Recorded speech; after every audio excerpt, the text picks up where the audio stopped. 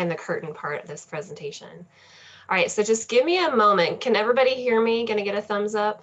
Yes, I see nods. Okay, great. Let me just start sharing my screen. Just give me a moment. All righty. There we go. All right, I'm gonna check one more thing. Okay, perfect. All right, so hello everybody. My name is Sarah again. Thank you so much for coming to this session, which is called Let's Get Ready to Ramble Virtually. So during this session, it's not going to be the full hour. Hopefully I can ramble on, but hopefully I'll keep it succinct. But I'm gonna share a little bit with you about the Arabian Mountain National Heritage Area, and then talk about our Junior Ranger Ramble program, and then how we modified it during the pandemic. And then I'll do a show and tell so you guys can kind of see a little bit of the platform that we use to create this. And then I'll kind of go over some lessons learned, share some resources, and absolutely have time for questions at the end. So just to give you a little snapshot of what to expect. All right, let's see if I can advance the slides. Oh boy, okay. There we go. All right, so you might be wondering, what is a National Heritage Area? We get that question a lot. It's not super clear. Takes a little bit of an explanation. But National Heritage Areas are places where nature, culture, history come together in nationally significant lived-in landscapes. So National Heritage Areas are a part of the National Park Service. We're in the National Park Service family, though we're not national parks, and I am not a federal employee, though some National Heritage Areas have national parks within their boundaries. So there are over 50 National Heritage Areas throughout the United States. This map isn't quite updated because we have some new ones, but that you can see they're kind of all over the country. And the Arabian Mountain National Heritage Area is one of 3 in Georgia. So the other 2 in Georgia are the Augusta Canal National Heritage Area and the Gullah Geechee Heritage Corridor, which is the entire Southeast Coast area. So the Arabian Mountain National Heritage Area, like Christy said, we're located about 20 minutes outside of downtown Atlanta. And if you can see my mouse, hopefully this is Atlanta. If you know Atlanta, this is the perimeter, and this is our little footprint of the National Heritage Area. So we're a relatively small National Heritage Area. We cover about 30,000 acres, and we're spread over 3 counties. Just to give you some context, some National Heritage Areas are entire states, like the entire state of Tennessee is a National Heritage Area. And again, the Gullah Geechee Corridor is the entire Southeast Coast. So we're a relatively small one. We like to consider ourselves small yet mighty. This is kind of our statement about who we are. So the Arabian Mountain National Heritage Area is a living landscape where life is built on stone. Small yet mighty plants thrive, and generations of Georgians have made their mark on this rock solid foundation. And so this image that you see here is our namesake. This is Arabian Mountain. Perhaps you've been there, but Arabian Mountain is a granite monadnock and a very popular site for our visitors. So I work for the Arabian Mountain Heritage Area Alliance, which is a nonprofit that works with our partners to promote recreation, preserve history and nature, and provide educational programs. We are the National Heritage Area's voice, and we share its stories and advocate to protect it. So the picture that you see here is our board of directors. It basically guides our mission and our work. And I am one of 3.5 employees at the National Heritage, with the Arabia Alliance. And Zach Lowell is on this call too. He's our communications manager. And he can actually answer some questions at the end too, if he wants to. All right. So a big part of our work, and really our work wouldn't be possible without our partners. We work with partners of all kinds. These are our main partners who we work with on a daily basis to accomplish those goals of preserving and advocating and educating. So just to kind of give you a snapshot, and the partners will kind of come into play as we talk about the Junior Ranger Ramble. All right, so one of the things that we do is we do educational programs. And so in my role as Director of Interpretation, I'm responsible for the interpretive vision and implementing all of our interpretive goals within the National Heritage Area. And so those can be writing interpretive plans, those can be creating exhibits, creating signage, organizing tours, training docents, that sort of thing. And we have a few kind of key programs that we do. And one of them is our Junior Ranger program. And our Junior Ranger program is closely aligned with the National Park Service's Junior Ranger program. And for the most part, it's a self-guided program that is really accomplished through this book, which is the image on the right. So it's a self-guided activity journal that covers all of our partners, has all kinds of activities, and people do that on their own, and then they'll send in their book or send us an email and we'll send them a badge. But once a year, we organize a in-person event called the Junior Ranger Ramble, where we kind of gather our partners together, and we, for the most part, they're children. They come and they visit each one of our partners, like in a station format. So it's about a 2-hour day where they come through and they learn the work of our partners. And so I just got a little slideshow here just to kind of give y'all an idea of what the in-person event is like. So this is one of our stations. So this is the station for the Monastery of the Holy Spirit. And they showcase their stained glass work to our participants. We also work with Georgia State Parks. This is the station for Panola Mountain State Park. This is Flat Rock Archives. They preserve and tell the story of one of the oldest African-American communities in DeKalb County. Of course, there's rangers that they get to interact with. These are rangers from the Davidson Arabia Mountain Nature Preserve. Again, here's Brother Callistus showing our participants some of the stained glass that the monastery produces. This is a station from Aware, which is a wildlife rehabilitation center within our National Heritage Area, and that's Scully the possum. And then again, just a really great image of children interacting with park rangers.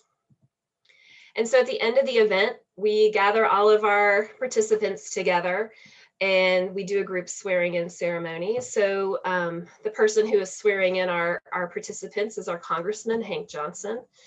And what I love about this image is that you can see we have all kinds of park rangers here. So we have a state park ranger, Ranger Erica, our county ranger, Ranger Robbie, and then a National Park Service ranger as well.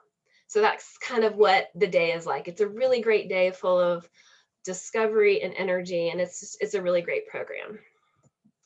And then here's some of our junior rangers, our newly sworn in junior rangers. We get a lot of scouting groups that come through. So we've done that program for several years. And in recent years, we've aligned our Junior Ranger Ramble with National Junior Ranger Day, which is a part of National Parks Week. So in 2020, we were going to do that again, which was going to be held on April 20th. Obviously, things had changed. Things were different.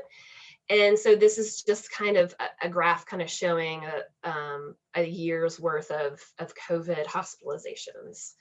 So obviously, as we were approaching that April date, we decided like, there's no way that we could have an in-person program right now. So we decided to push it to the fall. We were hopeful, as I think many of y'all were, that we would be back to normal by then. But in July, which is kind of where this peak happened, we realized that we just couldn't go forward with an in-person event. It wouldn't be responsible. And we weren't even sure that if we did have it, would it even be successful? Like, would anyone come? So we decided to pivot. Of course, this might be like the most used GIF of 2020.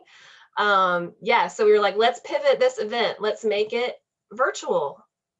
And we were like, yeah, that's a great idea. Let's make it virtual. It's going to be so great. But how do we do that? Like, we're all about in-person events. So it was not something that we had ever done before. So we're just going to have to try to figure it out. And luckily we had some time. You know, we decided to cancel at the end of July, and we were looking in towards the fall. So we definitely had some time to figure it out. So I love to get inspiration from everywhere. And if any of y'all are parents of school-age children, maybe you were doing a lot of virtual camps last summer. I know my daughter was. And so one of her virtual camps was this theater camp. And they used this site called Wakelet to organize all of their content in one place. And I loved the format of it. And it seemed super easy to use. It seemed really intuitive. So I was like, let's just use Wakelet. And so I kind of borrowed that idea from the summer camp. So that's what we decided to do. We're going to use this free platform to create this virtual experience. And so once we decided, you know, that we were going to do this thing and we knew where it was going to kind of live, we kind of had to figure out, well, what is it going to look like? Because a one-day in-person event and a virtual event, like, we can't exactly replicate it, right? So we kind of tossed around a bunch of ideas and we kind of decided on these key areas that we wanted to focus on. So instead of this one-day in-person event, we decided on a 6-week-long self-guided program. And we wanted each week to focus on one particular partner and connect to a specific theme or a topic. We wanted to make it completely free to participate. That was really important to us. And we were going to decide we're going to kind of curate content from around the web. We're just going to go see what's out there and see how we can bring it all together under this umbrella of the Ramble. We thought, well, maybe we'll create some new content too. So we decided to put that into the mix. We were coming off of a very successful live Facebook event where we did a tour of an African-American cemetery on Juneteenth. It was wildly popular. And so we thought that that would be a really cool thing, is to incorporate some live content as well. And we wanted to incorporate both at home and on-site activities. So our national heritage area, we do have some institutions that are kind of indoor places, but for the most part, most of our sites are outdoor places, lots of hiking, that sort of thing. So we knew we could offer some on-site activities. So that was something that we definitely wanted to do. So the next step, after we kind of had our basic framework, we had to get our partners to buy into it, because we wouldn't be able to do any of this without their assistance. And just like the in-person Ramble, their participation is crucial. This was going to be the same for this particular event as well. So we talked to our partners, we asked them, you know, do you want to do a live program? Like, we'll take care of all the technical details, you just need to show up. Or do you want a pre-recorded program? You can do either one. We asked them if they had any existing content. Did they have any videos that we could repurpose? Did they have any printables or activity guides or anything like that we could kind of incorporate that? And then we had to kind of pair the partner with the theme. And then we had to assign weeks. So, you know, you get week 1, you get week 2. And then we kind of had to go and schedule our live and pre-recorded videos. And so it was a lot of moving pieces trying to get all these partners together and figuring out like which weeks they were going to go, but we managed to figure it out. And so we kind of had the basics. We had the framework and we had our partners. We knew what we were doing. So then I went to the Wakelet site and I created kind of a landing page for the event. So this is a portion of the page, and we'll share all these links with you at the end of the session. So we created a little kind of interesting little page. It's my little Bitmoji of me. And we used the branding from the in-person event and just replicated it for the virtual event. And I'm just going to go through really briefly kind of each week and partner theme. And then once we get to the site, I'm going to take you to the site live and we'll kind of poke around in there. But I do want to show you how it kind of played out week by week. So our first week we're going to be working with Arabia Mountain, which is a county nature preserve. And Arabia Mountain is a place where people go to hike the mountain, this big resource, like people always go there. So for Arabia Mountain, we wanted to really focus on the small things about that site. Week 2, we were at Aware, which is our wildlife rehabilitation center. And the whole theme of this week was how you can watch out for wildlife. And so that was about like actually taking care of wildlife and making sure that you're doing things that doesn't harm wildlife, but also like actually looking for wildlife, like bird watching or something like that. Week 3, we were at the Flat Rock Archives, where we learned about African American history and agriculture. Week 4, we're at the Monastery of the Holy Spirit. Again, we are going to be focusing on stained glass. And so we took a lot of the things that we do on the in-person event and really just incorporated them into the virtual event, which actually made it pretty easy to create the themes and the topics for that week. Week 5, we were at Panola Mountain State Park, where we were seeing how we can be inspired by nature to create art. And then week 6 was about the South River, and we talked about the health of watershed and our watershed and water quality. So that was the kind of thing. So we got our framework, we got our partners, we had our weeks all set out. And so, but something was missing for us. You know, part of the in-person experience is having this like interaction with a ranger. Like in our in-person experience, we split the group up into smaller groups, and they each get their own ranger, and they go from station to station with a ranger. So it's this really special experience. And so we were like, well, how can we do this in a virtual format? So that's where we come to Ranger Evonne. So Ranger Evonne is an experienced environmental educator. She actually used to work at the Davidson Arabia Mountain Nature Preserve, and also worked with the West Atlanta Watershed Alliance. And so we reached out to her to see if she would like to become our host for the Junior Ranger Ramble, to add that kind of personal ranger experience for our audience. All right, I've got a video of okay. So I'm hopeful that the audio will work. Someone just give me a sign or something if it's not working. Hello, I'm Ranger Evonne, and welcome to Arabia Mountain National Heritage Area. As you can see behind me, there are these gorgeous yellow daisies. So for over the next 6 weeks, we will explore the landscape of history and nature. Welcome to Junior Ranger Ramble. So I'm also a Junior Ranger, and I love it. It is so exciting, because I discover new things every day. I've discovered some new things today. And I've been here on the mountain lots of times. So every time you're in nature, you're gonna explore things, new things, because the seasons change. During the Junior Ranger Ramble, we will visit some of our friends.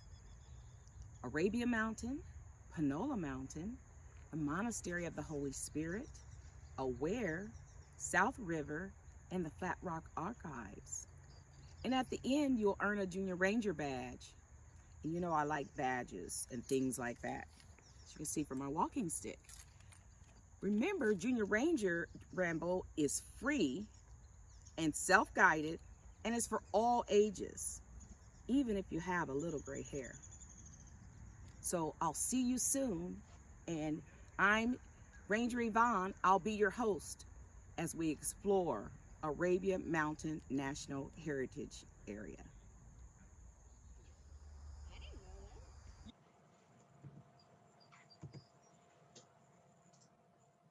All right, so that was like one of our videos that we did with Evonne, just kind of introducing the program.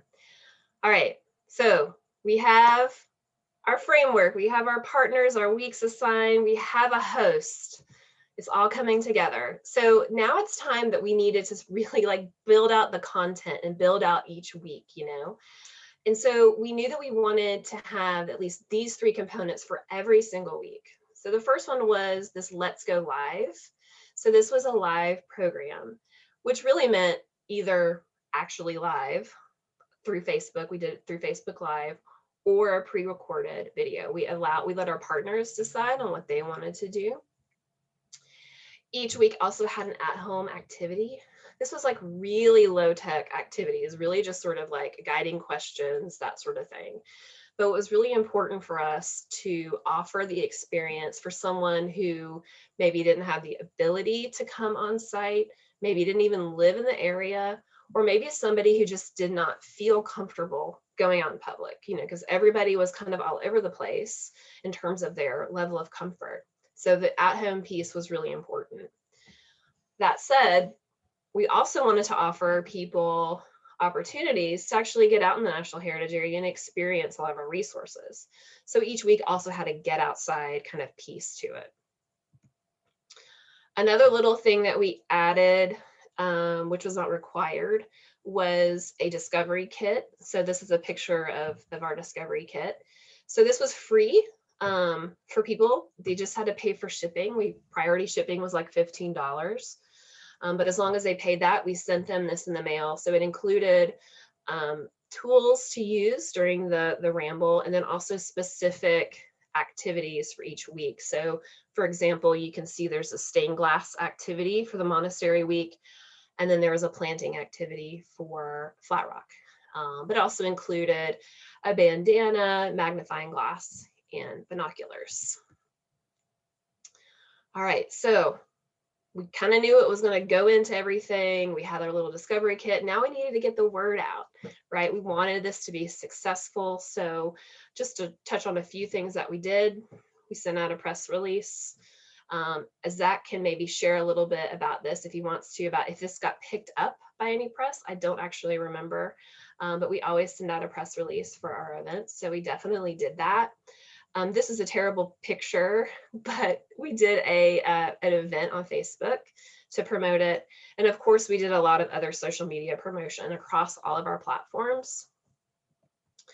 And then we created a page on our website for the event. And so basically the way that it worked is that we, created a little bit of verbiage on our website about the Ramble, and we asked people to sign up in advance. So this page would take them to a form that they would fill out, a simple form with just their name and email address and who was participating. And then what we would do is that the Sunday before each week, we would send them an email and releasing that week's content, giving them information about any live events that might be happening that week. And then we just kind of all made it live here. And so now I'm going to take you through the Wakelet site live so we can just kind of see how it all turned out. All right, let's see if this works.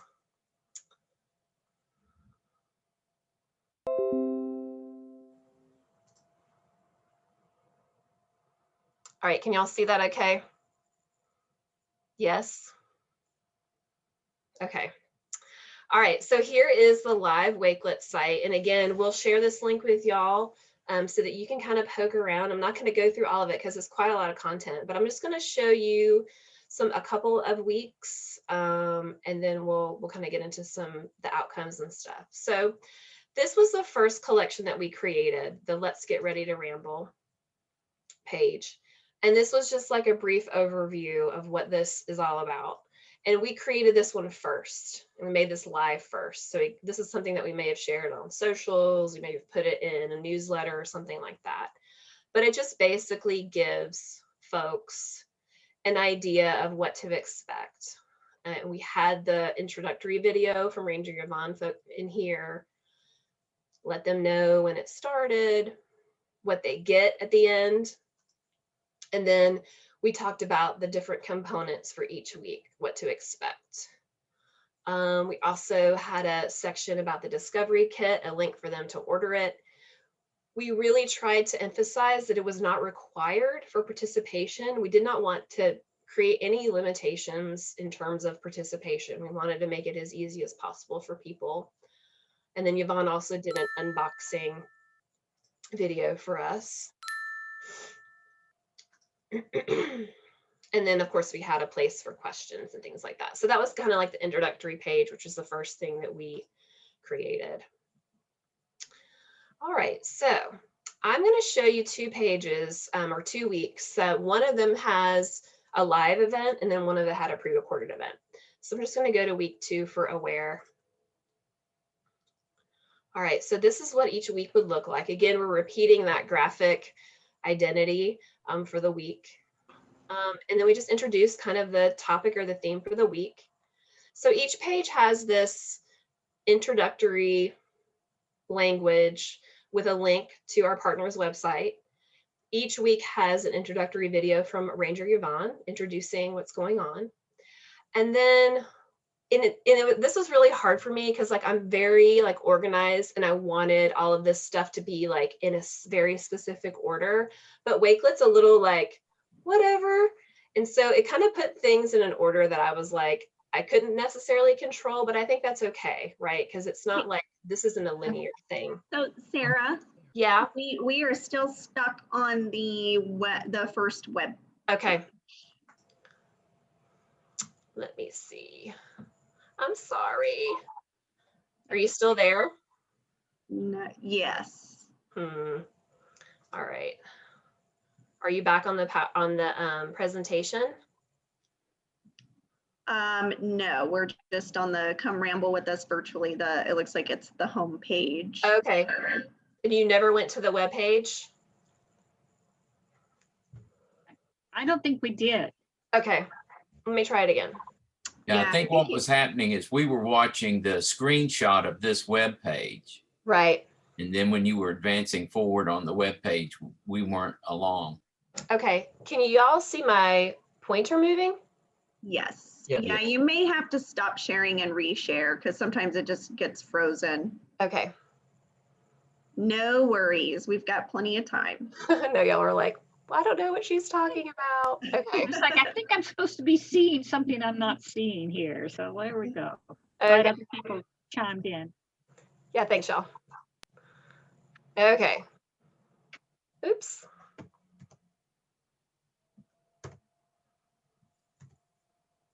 All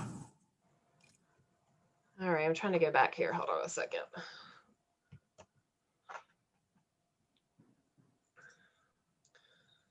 Okay.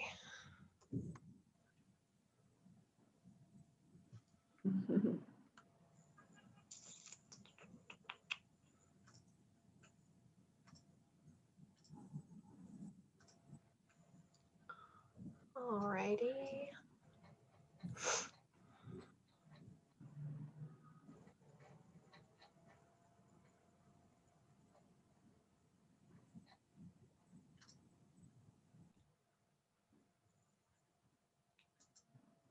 Okay.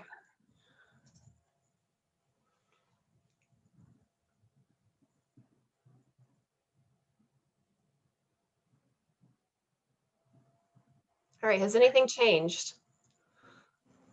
We're still seeing the Arabia Alliance page. Oh, dang it. Let me try something else. Okay. Thanks, y'all, for being patient.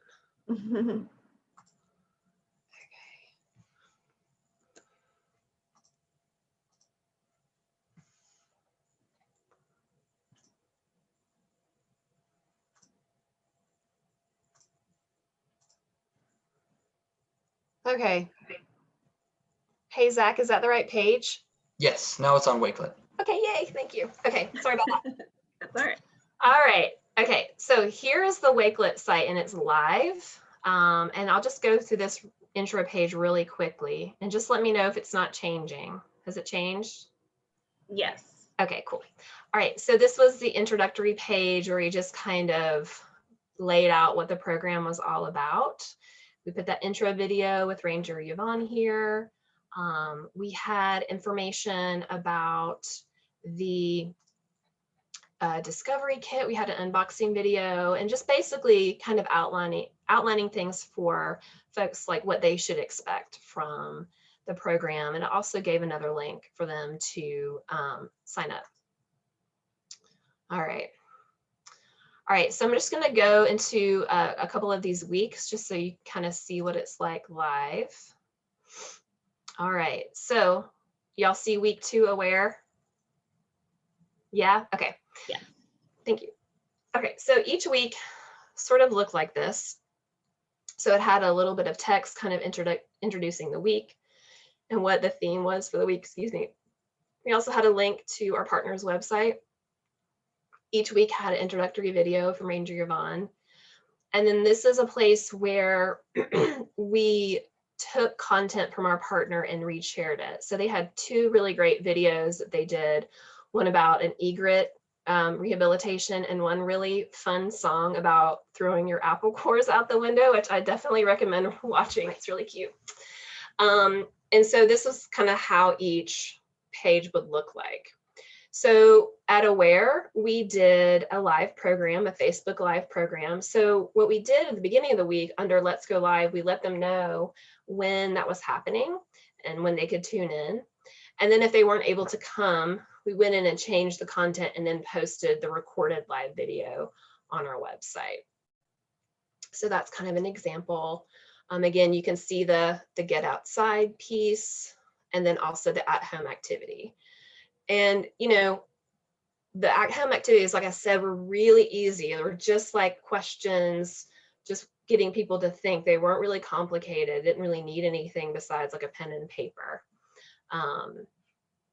And then I'm going to go to the monastery. So this is another week 4 with the monastery. And again, we were talking about stained glass specifically. So this is a week where we did a recorded video. We did a tour of the Abbey Church with Father Methodius. And this was a really fun week to really pull resources from around the internet about stained glass. So not anything that was really specific to our national heritage area, but we were able to pull relevant content from around the web. So a video about how stained glass is made, an art activity that you can do on your own, make your own stained glass project. And there were some also existing pieces about the monastery that were done by like PBS, for example, that we included here. And then again, you'll have the link to this. You can kind of go through everything and check it out. One thing I want to highlight is we did a live Ranger Roundtable, which was really fun. So we wanted to connect this idea of being a junior ranger to like a real life career. And so we recruited rangers from across the Atlanta metro area, from national parks, county parks, and we just had a really great Ranger Roundtable. We did that live on Facebook through Zoom, but then again, we also recorded it and we have it available here. And so once everybody kind of went through every week, we had an Earn Your Badge page. And so basically, you know, they completed each week, and then we had another form where they filled out specific questions about the program. And again, it was really basic questions. You know, I like to make it really easy for people to get the prize. Like, I'm not going to be a, you know, stickler about stuff. So it made them really, really easy. And so that was hosted on our website. We also encourage folks to keep going, listed other junior ranger programs with the National Park Service and then with Georgia State Parks. All right, so I'm going to close this out. Oops. And I'm going to share my presentation. This is so fun. Okay. There we go. All right, and so at the end, once they submit their form, then they get one more video from Ranger Evonne. And I think since you guys have like sat through this presentation, technical difficulties and all, that you deserve to become an Arabian Mountain Junior Ranger too. So if you want to take the pledge, you can, but I'll just play this. We made it.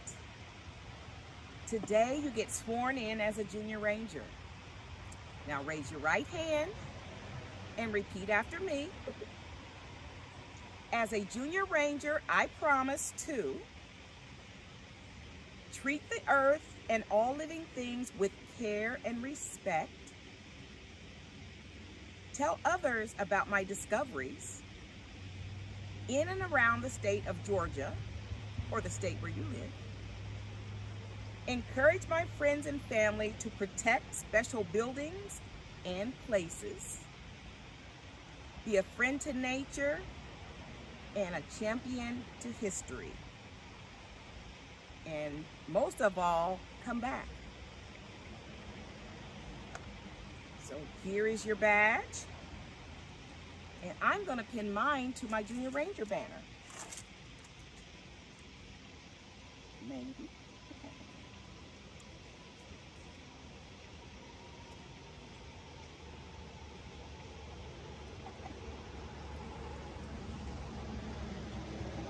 Now, as you can see, I have many badges. So no matter where you live, there's a national park somewhere near you. And there are other parks that also have Junior Ranger programs. So your banner can look like mine. Come back and see us. It's been fun.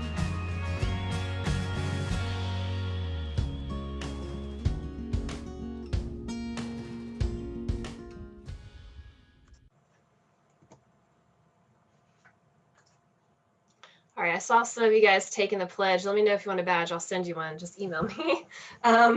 So we'll get to quickly. I'll try to get through this pretty quickly so that we have time for questions. So outcomes and resources, just definitely want to share kind of lessons learned and some tools that we used. So positives, definitely a lot of positives kind of doing a program this way. We had 112 people sign up for the program. And so that well exceeded our capacity for the in-person program, which is typically around 60 people. In this format, we could appeal to an all ages audience. I know that I sent discovery kits to people who were adults, not just kids. We were not limited by geography. So that means that people could participate from out of state and they didn't have to leave their house if they didn't want to participate. We did continue to receive signups for the program. We just took the information off the webpage for another program that's coming up, but we continued to get signups and people were ordering the kits well after the program was over. The content is evergreen with a few adjustments. I still probably have to go in and tweak some of the dates, but for the most part, I mean, that can live up there forever and people can continue to participate. We are considering how we can repackage it in the future. We can definitely reuse the video content that we created for social media purposes. It inspired new projects. There were things that we learned during this process about some of our partners that we were like, well, we really need to investigate that. That's really cool. It was virtually free to produce. So that being said, we did pay Ranger Evonne for her time, which we felt was really important. And then Zach Lowell, who is on this call as well, is very talented in the video production piece of that. So we had that in-house talent that made it really easy for it to look really good. And the other positive thing that was really great about it is that this could be build as you go. So don't think that on October 5th, when we launched the program, that weeks 4th, 5th, and 6th weeks were thought out or done. Like I was building it as we went along. So that was really nice to be able to take the time to do that. There are certainly drawbacks. And this first or the second one is really the biggest bummer of them all. So we had over 100 people sign up, but it was really hard for us to measure actual involvement. Like we could see how many people visited the Wakelet pages, but we don't know if they were doing anything. We only had one person complete the form to earn a badge out of over 100 people. So that was a huge disappointment and we don't know why. We sent emails to everybody who signed up. We just don't know why. Obviously there's no in-person magic with a resource or a ranger. And again, it's a one-sided experience. There's no, it's not a dynamic interaction in any way. So the two kind of free online tools that we used to produce this was Canva, which is a graphic design tool, which is what we created all those graphics with. And then of course the Wakelet site where you kind of collect all of that content and organize it. And I just finally want to say a little bit about curating online content. So we did create some new content for this, but we definitely definitely pull content from across the internet. Our first instinct might be just to go straight to Google, and that's not a bad one. But I would recommend, if you're thinking about doing this, is that you look where you are, look at your own resources and look what you already have available to you. This is a screenshot of our YouTube page. And we have a ton of content, and I pulled a ton of stuff from our YouTube page and built some of the programs around that. So see what you already have and go from there. Another great resource if you're creating content for children or for younger audiences is YouTube Kids. So I use this pretty exclusively for the YouTube pieces that I pulled from around the web. Just felt like it had already been vetted to a certain degree. And then I knew that it would be appropriate for younger audiences. That said, you got to watch the whole thing. And the other thing that I also looked out for is what other things would pop up after you watch the YouTube video. Like, I was really mindful of that. I didn't want it to be anything that wouldn't align with what we were trying to do. And then look to trusted organizations. So a lot of organizations have created content already, and let's just use what they've created. You can trust that it's a quality product, that the research has been done, and it's already been vetted. And so these are actual ones that I used for this program. So PBS, the EPA, the Smithsonian, and Georgia State Parks, and the National Park Service. So look for those places too. Those are really good resources as well. And then just to save the date, if you guys are in the Atlanta metro area, we are having a sort of in-person event for this year's National Junior Ranger Day, which is on April 24th. We are doing a self-guided scavenger hunt, but we will be on site during that day to pass out the passports. So I just wanted to put a plug in for that. And that's it. That's what I got. We've got 12 minutes left, so I'm happy to answer any and all questions that you might have. And thanks for listening. So we did have, thank you very much, Sarah. That was really cool. And I totally want to be a junior ranger, and I love Ranger Evonne. She was very cool. So, oh, she's here. She's here. I'm so glad she made it. Yay. Awesome. So I'm sorry, go ahead. We do have some questions, don't we, Christy? Yes. Number one, I think Dick Dennis asked, how did Arabia Mountain get its name? What's the story behind that? Well, nobody really knows for sure. So Arabia Mountain actually used to be a quarry for many years until it was donated to the county in the 1970s. But the lore around it is that the quarrymen used to say it was hot as Arabia up there. As you can imagine, the Georgia heat on a piece of granite probably got really hot. So that's what we have heard. It is a mystery then, right? Okay. It's a mystery.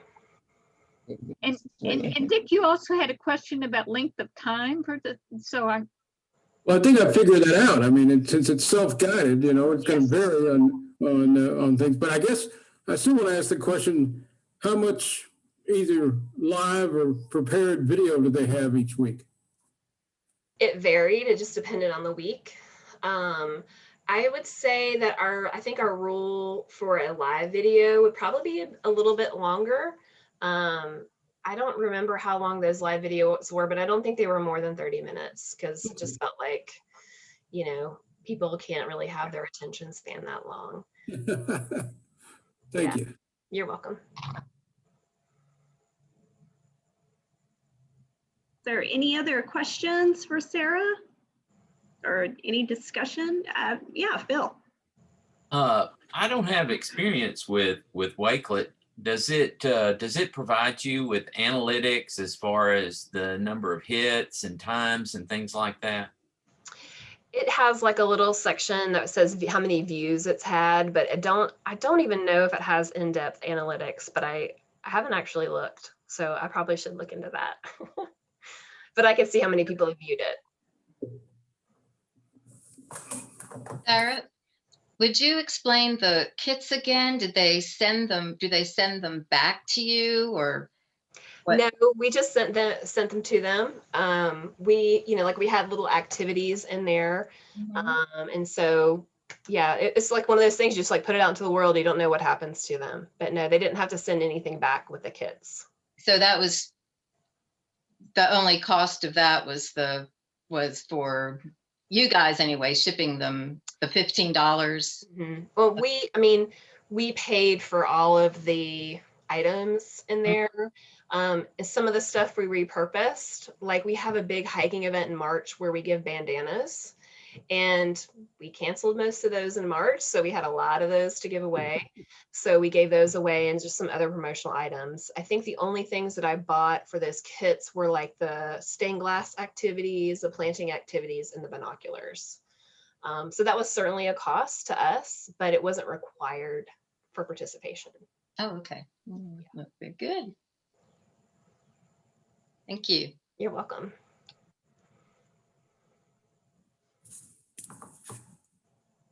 Sarah, you had mentioned a quick note on promotion, and I was just going to follow up on that. This is Zach, our communications manager, by the way. Get the word out.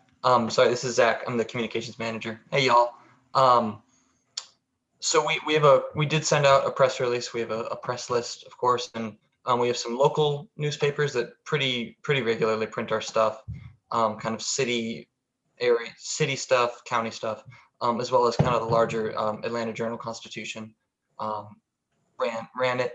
And then also one thing we found that's really useful is Facebook events to get the word out and promoting it. We actually have a promotion running right now for National Junior Ranger Day. And I tailor that to people who already like our page and their friends. So hopefully that way it gets a group of people who are already going to be a little more engaged in the National Heritage Area. Yes.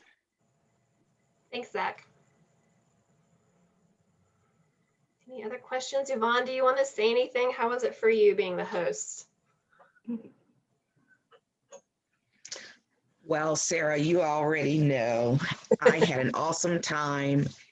One of the things that I wanted to say is that one of the reasons Sarah reached out to me is because I'm always posting on social media about my adventures and how I'm always out trying to earn my Junior Ranger badge with the Georgia State Parks.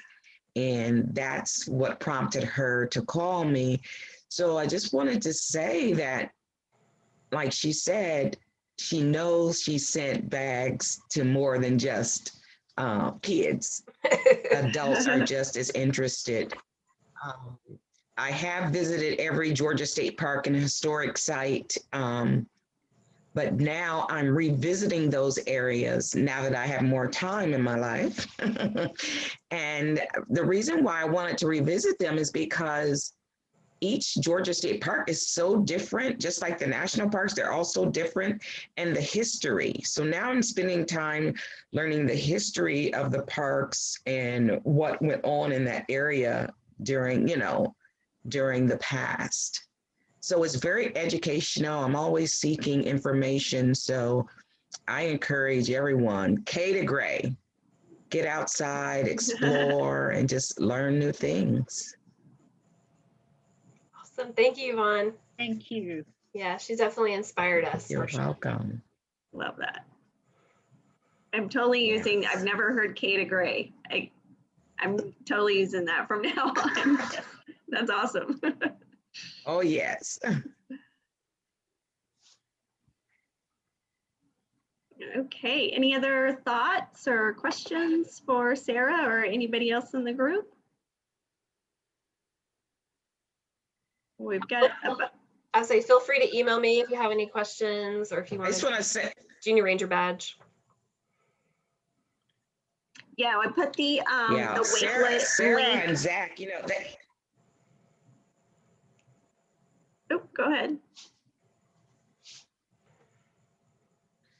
I'm sorry, I'm very delayed because we're my internet connection, so it's very delayed. But I just wanted to say that Sarah and Zach, they're a very small team, but they really are dynamos when it comes to getting the work done. And I really enjoyed working with them. Yeah. Thank you, Yvonne. Thank you, Evonne. Likewise. Yeah. Yes, thank you. And so I put the Wakelet link in the chat again, and Sarah's email address is there. So if anybody wanted to reach out to Sarah, that information is there. Just a reminder, if you need certification hours for this session, just email Christine Lawson, which is on the call, and her email address. We had it in the chat earlier, but for those of you that came in a little late, we can post it in the chat again. But she can send you a certification or certificate for attending the session for your CEU credit. So. And with that, if there are no other questions or thoughts, then we will end it a few minutes early, and we hope that we will see you all tonight for our happy hour session at 5 p.m. So far, it's been an awesome week with awesome presenters, and if you guys would just help me thank Sarah for today's session, because I thought it was very interesting and very good session. So thank you, Sarah. And thank you, everybody, for joining us. And again, hope to see you tonight. Thank you, Christy. Thank you, Sarah. Thank you, everyone. Bye. Bye.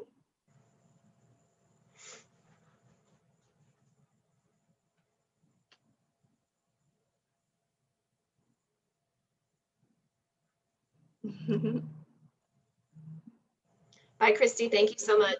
All right, thank you. And yeah, we'll get the that recording up. And so if you want to share it yourself,